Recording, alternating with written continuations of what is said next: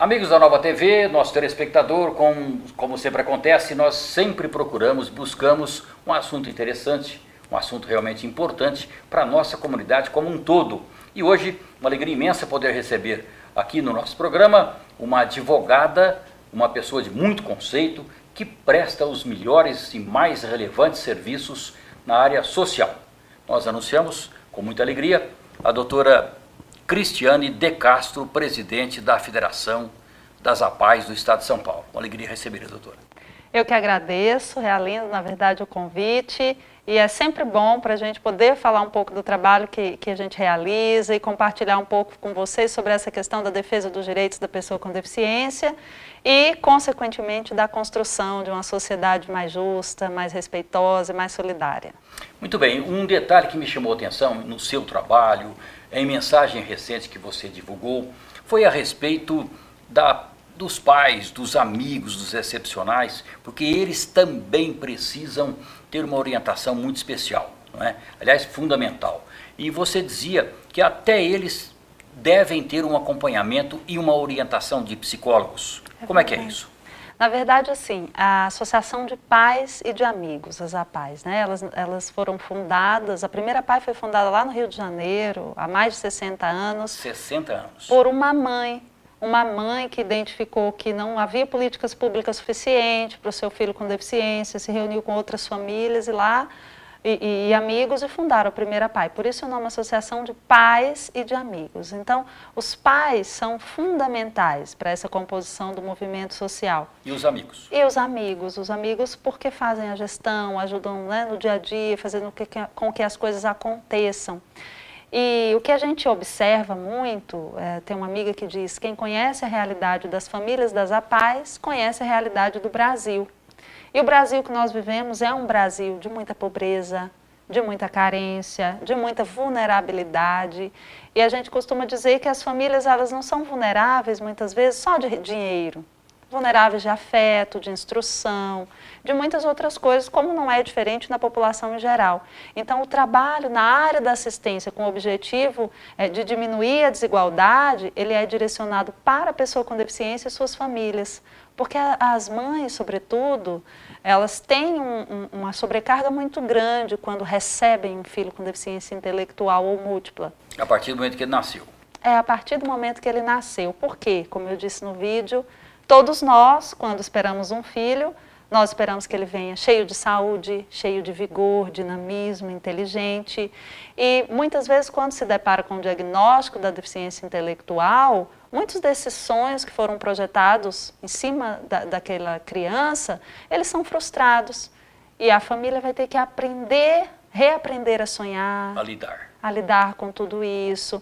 E a perceber que é possível ser feliz nesse novo cenário. E muitas vezes precisam, sim, de um apoio psicológico. A área da assistência social também tem uma equipe técnica que trabalha com fortalecimento de vínculos familiares, porque só cuida bem... É claro que tem renúncia também, mas tem o lado gratificante.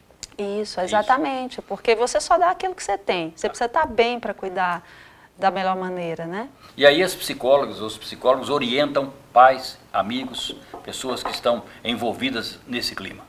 Na verdade, o atendimento psicológico, ele busca fazer com que as pessoas aprendam a absorver aquela nova condição, a viver nesse novo cenário, né? E a ter uma vida mais leve. Uma dinâmica extraordinária, então. Com certeza. A criança chega na sede da APAE, na unidade, para ser atendida pela manhã, que horas?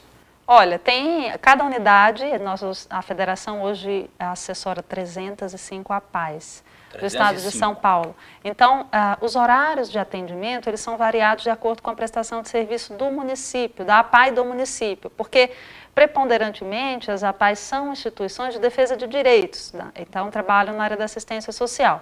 Algumas atendem na área da educação e também na área da saúde, não é uma regra universal. Franca, por exemplo, atua nas 3 áreas, o atendimento começando às 8 horas, e aí tem o atendimento no período matutino, vespertino.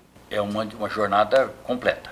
É. E quem lá estão? O psicólogo o médico, evidentemente. Quais outros profissionais? Olha, cada equipe técnica tem uma composição de profissionais. Tem os profissionais da saúde, que aí tem o fono, físio, TO, dentre outros. Tem a equipe profissional da área da assistência social, tem um assistente social, orientador social, né, e toda uma equipe técnica.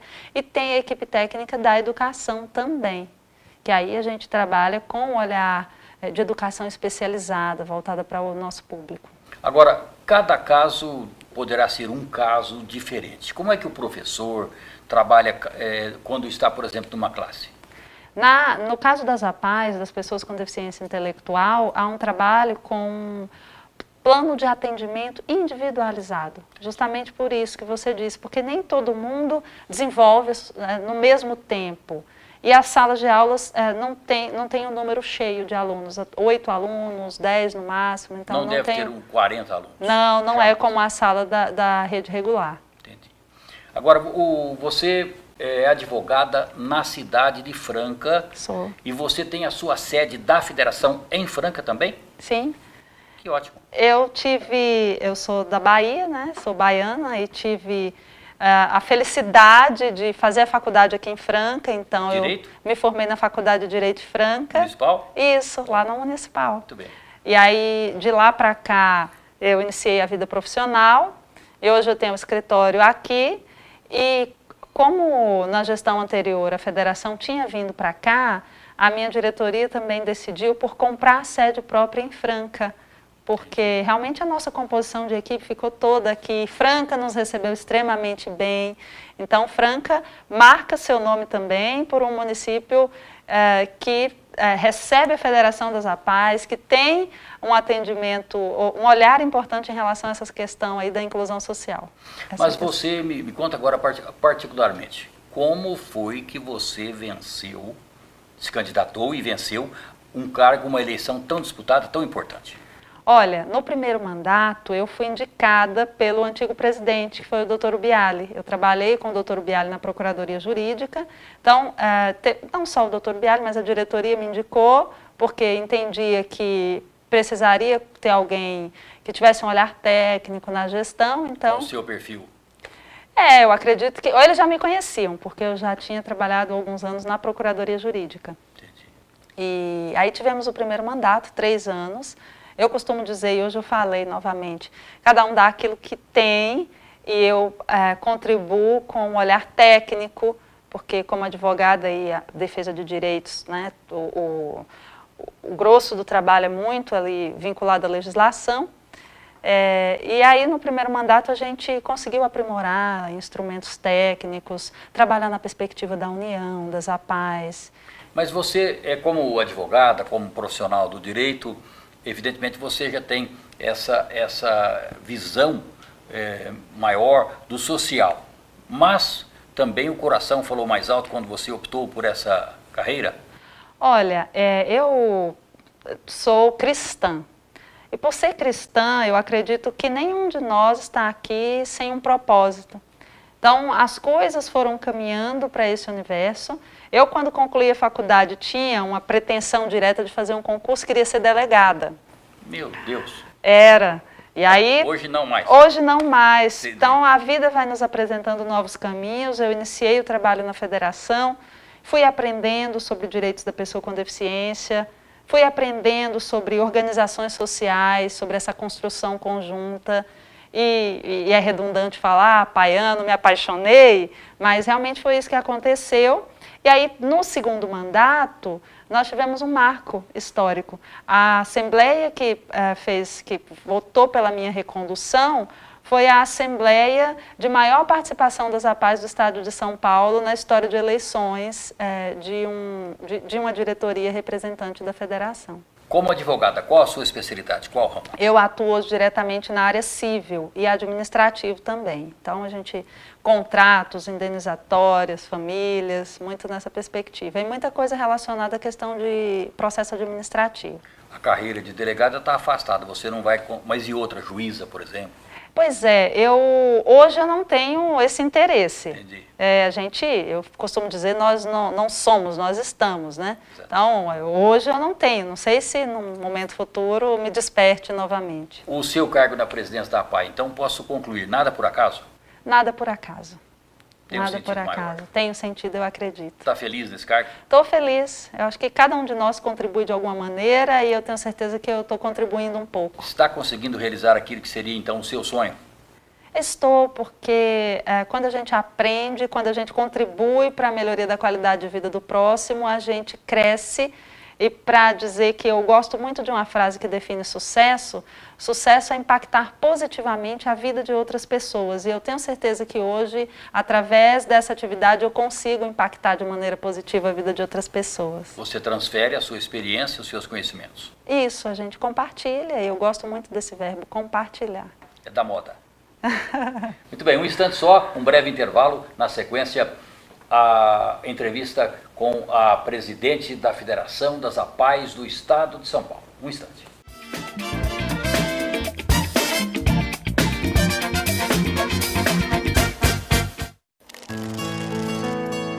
Senhor Café, um profundo mergulho na histórica região da Mogiana, onde 2.000 famílias plantam, cuidam e colhem um dos melhores cafés do mundo. A experiência Senhor Café pode ser vivida nos blends gourmet e superior, onde a tradição une os melhores grãos e revela o sofisticado mundo da excelência. Senhor Café, do grão ao creme, o melhor café do Brasil. Compre também pelo site senhorcafé.com.br.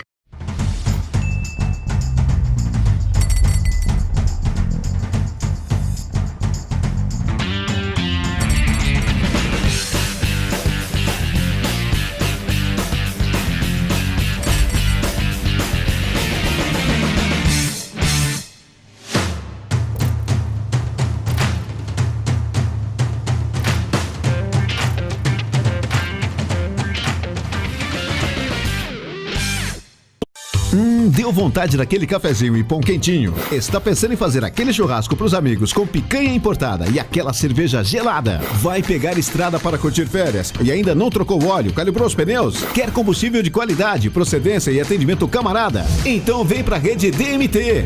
Porque aqui tem. Pensou em qualidade e confiança? Pensou DMT. Rede DMT tem sempre um posto perto de você. Siga a Rede DMT no Facebook e fique por dentro de promoções especiais.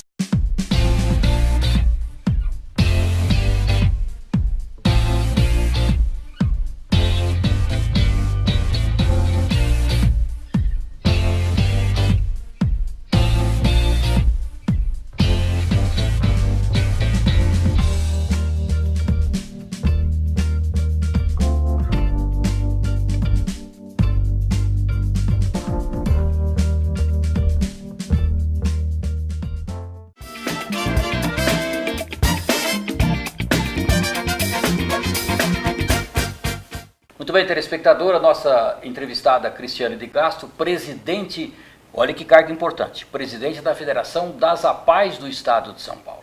Advogada em Franca, pessoa que tem de muita cultura e de uma ação social muito grande. As APAIs são 305, você disse, no Estado de São Paulo. Exatamente. Agora, quantos mil deficientes que recorrem, precisam dos trabalhos de uma instituição como a APAI em São Paulo e no Brasil? Você tem esse número? Olha, Realindo, nós temos um número aí muito atual, nós acabamos de fazer uma pesquisa recente, então mais de 80 mil pessoas com deficiência intelectual e múltipla, porque associada a outras deficiências em alguns casos, são atendidas pelas APAIs do Estado de São Paulo. É um número significativo, eu te digo, diretamente, indiretamente, são mais de 240 mil pessoas em média, por conta daquilo que a gente já falou, que o atendimento da APAI, ele se estende também para as famílias. A sua atividade é constante, então, viagens, encontros, reuniões, certames, como que é esse dia a dia? Nós temos uma subdivisão, a base são as 305 e tem 22 unidades regionais, conselhos regionais. E a gente acaba participando muito diretamente dessas reuniões dos conselhos. Os conselhos disseminam para as APAIs os conteúdos que a gente compartilha com eles. Então, além desses conselhos, nós temos também reuniões administrativas, reuniões referente aí à questão de legislação, políticas públicas, isso que se realiza em São Paulo. Então, essa dinâmica de idas e vindas. Pais e amigos, já existe o verdadeiro, o maior e necessário despertar para essa causa? Olha, existe, nós temos tido degraus avançados ao longo do tempo, mas nas APAES, né, entre os pais e amigos, há um compromisso em relação à construção de uma sociedade melhor, mais respeitosa. O que a gente precisa é contaminar para que isso atinja a sociedade como um todo. Contaminar é bom, né? Contaminar pelo vai lado chegar mais gente, mais pessoas. Isso. Por exemplo, Franca, quantos atendidos nós temos e quantos colaboradores, dos pais aos amigos? Quantas pessoas estão envolvidas nesse processo? Olha, em Franca são 900, em média 960 atendimentos nas 3 áreas de atuação. Mais de 200 profissionais, eu não vou saber te precisar agora o número de associados, amigos que são, mas é um número muito grande de pessoas envolvidas para que esse trabalho realmente surta um efeito muito positivo. Mas você que vive esse dia a dia, portanto tem uma consciência plena? Internamente tem. O que a gente precisa, enquanto sociedade como um todo, na verdade, se a gente considerar que um quarto da população tem algum tipo de deficiência hoje, pelo dado do IBGE de 2010, o que a gente observa é que, de uma maneira inconsciente, a sociedade ainda acaba discriminando, colocando à margem, porque a gente é criado para valorizar a eficiência. Tudo aquilo que não é eficiente a gente deixa de lado e às vezes até de forma inconsciente. Esta é a discriminação. Isso, exatamente. Isso aí é a verdadeira discriminação. É quando a gente não dá ao outro a oportunidade de exercer seus direitos em condição de igualdade. E, portanto, essa é a barreira a ser vencida?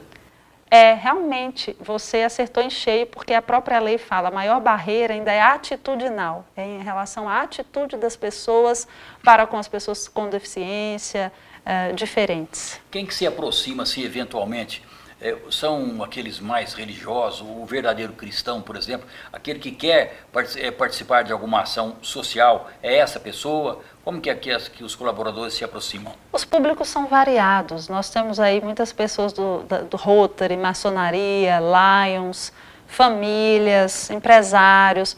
Hoje, sai uma pesquisa em relação à contribuição com as organizações sociais, as pessoas físicas contribuem muito. Entendi. Então, há um interesse direto das pessoas, e o Brasil é um país que toca diretamente essa questão. Pessoas das mais variadas acabam participando aí dessas instituições. Claro que numa escala evolutiva será sempre interessante observar essa crescente, mas esse despertar já existe. Esse despertar existe em relação à participação nas instituições, mas precisa existir de uma maneira maior em relação à defesa dos direitos da pessoa com deficiência e à não discriminação. A sociedade brasileira hoje ainda é muito discriminatória.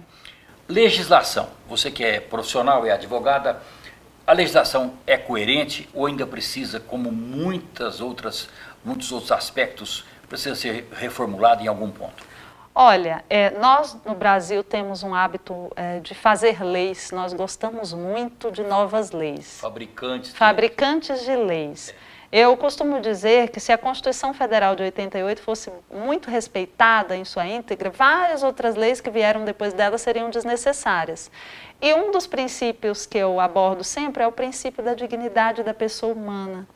E se esse princípio fosse respeitado, né, a termo, tantas outras leis que falam de direitos das pessoas com deficiência seriam desnecessárias, porque antes de serem deficientes são pessoas humanas. E falando em leis, eu também fiz direito, se você me permite, mas a Constituição dos Estados Unidos tem pouquíssimos artigos, né? As tábuas da lei têm 12 mandamentos e nunca precisou ser mudado nenhum, não é? Agora as leis brasileiras mudam toda hora. Mas ainda falta muita coisa para ser mudada para, digamos, ser realmente atendida a causa dos excepcionais. Olha, eu respeito muito e sempre repito um jurista brasileiro da nova geração, civilista, que chama Dr. Pablo Stolze. Ele é um professor da Universidade Federal da Bahia, ele diz: mais do que mudar leis, nós precisamos mudar mentes e corações. O que precisa ser mudado é o comportamento da sociedade. Se a gente olhar o outro com respeito, com amor, da forma como a gente gostaria de ser olhado, a gente faz, sim, da sociedade uma sociedade melhor. Porque o que eu imagino que o deputado, ao subir a Brasília, por exemplo, Ele pensa, vou fazer mais 4 leis maravilhosas. E nós temos um excesso de leis, os deputados que nos permitam essa observação, mas nós precisamos melhorar esse lado que a doutora acabou de explicar, realmente é pensar um pouquinho com o coração, talvez um pouco mais, não é? Mas a PAI está programando uma Olimpíada, como é que é essa promoção? Olha, nós da Federação, em parceria com a PAI de Franca, realizaremos em Franca a 18ª edição das Olimpíadas Especiais das APAES. 18 anos. 18 edições. Cada 3 anos elas se realizam. Cada 3 anos. Cada 3 anos. E são 9 modalidades esportivas. Nós estamos aí, a diretoria da Federação e a diretoria da APAI de Franca, muito unidos e aí com excelentes expectativas em relação a esse evento, porque vai ser o maior evento de esporte para a pessoa com deficiência intelectual. Nós já temos inscrições de 800 pessoas entre atletas e acompanhantes, 95 municípios do estado. Então nós teremos um grande evento em Franca. Data e locais das disputas. As Olimpíadas se realizarão entre 17 a 22 de julho, vai ser na época de férias. Eu convido a todos para acompanharem, né, todas as modalidades que se realizarão em uma boa parte ali no ginásio poliesportivo, e nós estamos definindo junto com o município quais os outros espaços aí que as outras modalidades serão realizadas. Que mais próximo do evento a gente vai divulgar. Perfeito. O que eu não te perguntei que você gostaria de falar para o nosso telespectador? Na verdade, eu gostaria de convidar todos, se tiver um alcance maior, que esteja na PAI, ou que esteja no seu município, conheça a PAI, conheça o serviço que a PAI desenvolve. É um convite, não é nenhuma pergunta, porque realmente o trabalho é grandioso. Nós promovemos a melhoria da qualidade de vida das pessoas, o desenvolvimento é diário. Como eu disse, um número muito grande da população tem alguma deficiência, e a própria Lei Brasileira da Inclusão hoje não se destina só à pessoa com deficiência, mas também à pessoa com mobilidade reduzida. E eu falo que nós, em algum momento da vida, teremos a mobilidade reduzida, seja na condição de idoso ou de gestante, para que a gente possa olhar, enquanto sociedade, para as diferenças e aprender a valorizar o próximo. É muito mais um detalhe que eu considero interessante. O assistente social, a advogada, a professora ou o professor, qualquer profissional ou jovem que desejar, por acaso, se integrar a alguma equipe, a sua equipe ou a equipe da APAI Franca, como proceder? Nós temos algumas modalidades. Nós temos a modalidade do associado, do amigo, que é o associado contribuinte, que pode contribuir mensalmente para que os serviços sejam desenvolvidos. Nós temos a questão ali do voluntário e temos também o quadro profissional, porque esses serviços, eles são todos ali regulamentados. Nós precisamos contratar uma equipe técnica. Então, quem tem vocação ou interesse, se dispõe através da entrega do currículo no RH também, mas tem várias modalidades. Tem os grandes eventos, que nós precisamos muito dos voluntários. Tem espaço? Tem espaço. Você, como presidente de uma instituição de uma atividade tão ampla, o que já foi possível realizar de mais importante e o que ainda é sonho que você programou e pretende para os próximos meses, próximos anos? Eu acredito que durante esses anos nós realizamos algo muito intenso, que foi o fortalecimento do movimento apaiano do Estado, discussões muito técnicas nas áreas de atendimento, em relação à educação especial, por exemplo. Nós defendemos a manutenção conjunta das escolas especializadas da rede regular. O governo muitas vezes não tem esse olhar, quer excluir a participação das escolas especializadas, então a gente tem despertado isso. Nós conseguimos, através de pedidos reiterados ao governo do Estado, a isenção do IPVA para a pessoa com deficiência intelectual, então a luta do movimento social da pessoa com deficiência. Quando você precisa de apoio do prefeito aos deputados, ao próprio governo, esse apoio chega, existe? Ele chega dependendo da situação, se traduz em algo real e sólido, e dependendo a gente encontra uma escuta. Ou tem que brigar muito? Justamente, esse segundo ponto ele é mais comum, geralmente a gente tem que brigar muito. A paz de outros estados brasileiros, não comparando com São Paulo, que aí não seria o caso, mas estão também progredindo, avançando nas suas propostas? Estão, a rede apaiana é uma rede em permanente atividade, em permanente evolução, a defesa aí constante de direitos e desse atendimento. Você ter noção, antigamente essas pessoas nem eram sequer, não tinham o direito de participar dos serviços e atendimentos na sociedade. As famílias tinham vergonha de dizer que tinha um filho com deficiência intelectual e tudo mais. Então, essa orientação, esse dar as mãos, tem permitido que muitos avanços fossem acontecendo. Doutora, obrigado mesmo pela sua presença, por ter aceitado o convite aqui estar conosco. Tenho certeza que o telespectador adorou a entrevista, as suas explicações. E, mais uma vez, o nosso apoio para que divulguemos sempre as atividades da APAE, da sua federação. Sucesso. Amém. Obrigado pela presença. Que assim seja. Obrigada, eu que agradeço. E obrigado a você, telespectador, que esteve conosco em mais esta entrevista.